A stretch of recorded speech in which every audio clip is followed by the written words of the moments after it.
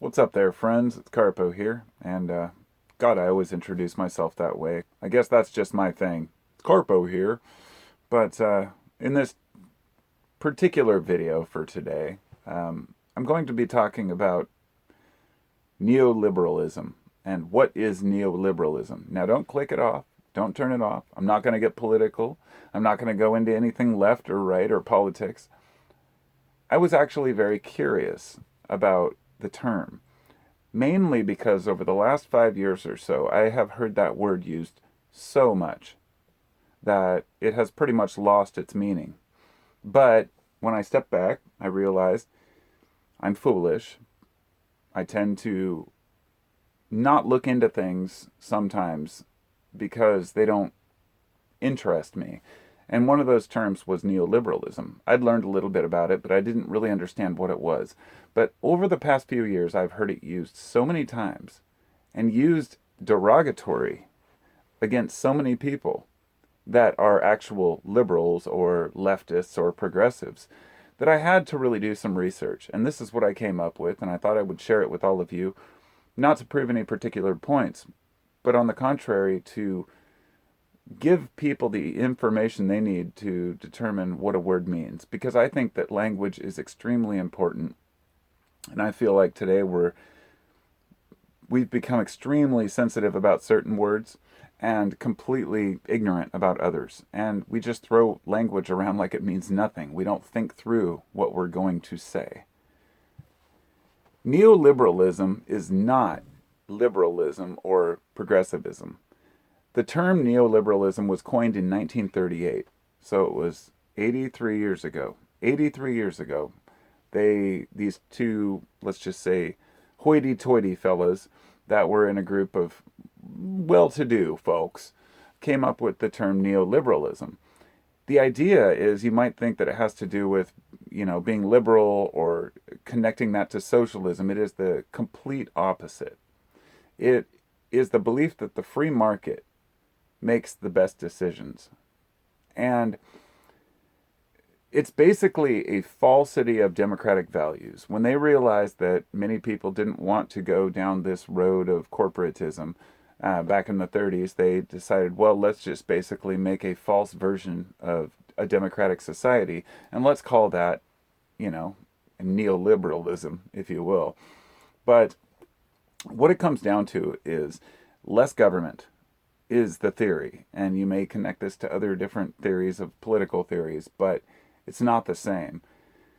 It's less government, but more subsidizing of private companies.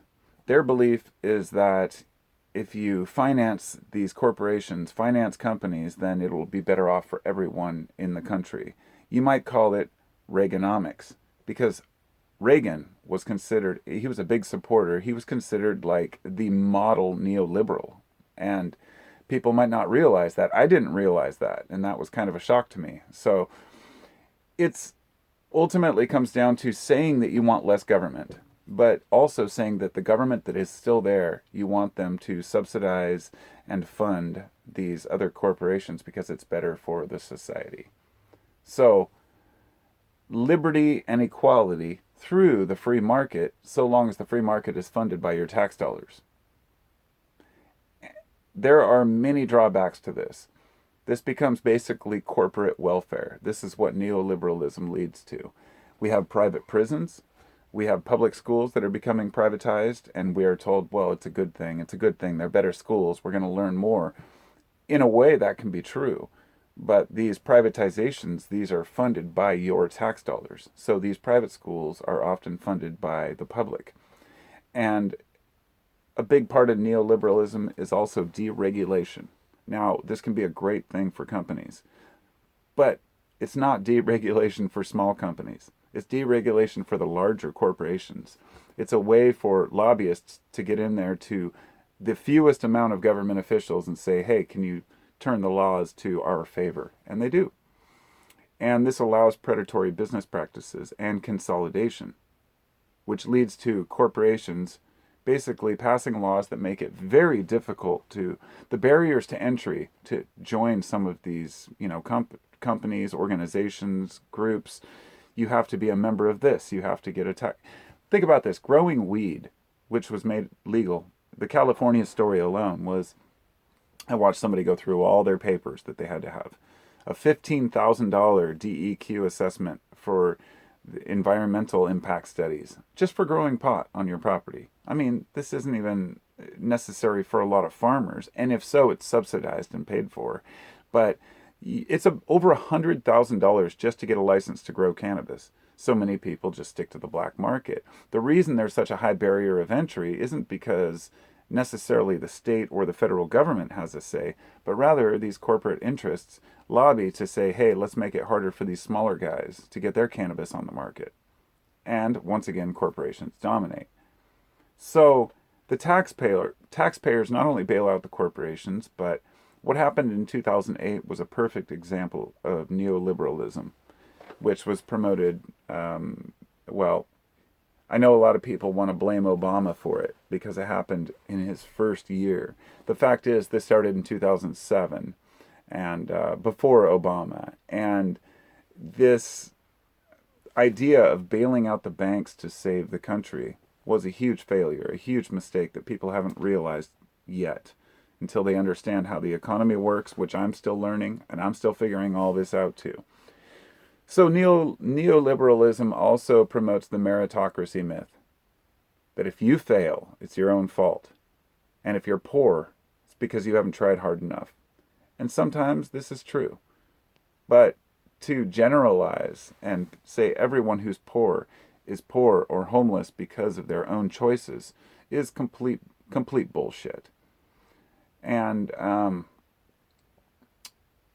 if you fail, regardless of whether it's your fault, the society still has to deal with this. I was watching a video earlier about San Francisco, and the comments are just so disparaging. You wonder, what exactly is your solution to the problem? Regardless of what the cause is, people want to blame drugs, even though drugs are a secondary thing that come from this feeling of hopelessness and loss. People don't want to sit around and be drug addicts. We naturally want to be productive citizens. It's just part of who we are for most people. But there's this idea that if you fail, it's your own fault, and everyone is under that. Meanwhile, we have this consumerism agenda and globalism agenda under that same umbrella that tells us just go out and buy more stuff. You remember after 9/11, they told us to go shopping. It was an interesting time, and it hasn't gotten any saner, if you will. So that's where the term Reaganomics comes from, and the same idea as this, idea as we want smaller government and we want free market, but we also want to fund and subsidize the larger corporations because they're doing more for society. So do we want state control?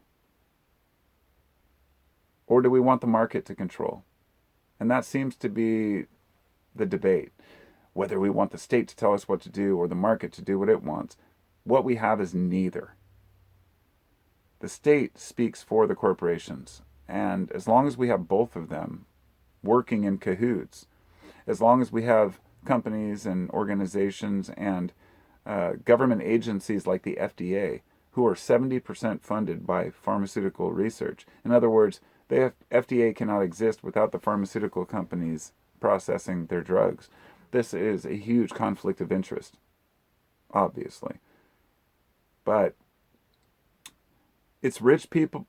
If you want to put it in, I guess, simple terms, neoliberalism is rich people getting together to fix the rules for themselves so they benefit and no one else does. The corporations force others out. They consolidate the markets. And look, I agree on a lot of the policies and a lot of the principles that it's based on. The idea that a free market can be a good thing, but only if it's truly a free market, and it's not. So if you want to come down to the trouble it can cause, just look at Winnie the Pooh and Xi Jinping. Isn't that his name? The Chinese president. If you dare compare him to Winnie the Pooh, then you'll be executed and imprisoned for life. And this South Park episode that dealt with this, that and Mickey Mouse and the whole issue with Hollywood has completely sold out to China. They actually edit their movies. and take out parts that China oversees Hollywood, a lot of the productions, especially of the superhero movies. And if there's anything that says, well, we don't like this, they'll take it out. Things about freedom or communism or a free country, everything has changed. Everyone is selling out to everybody else's ideals, and the fact that money runs the world is why we have things like neoliberalism, and why it's a problem as well. So that's what I've got. Thanks for listening. I hope you learned something. I sure as hell did, and I'll talk to you next time. Peace out.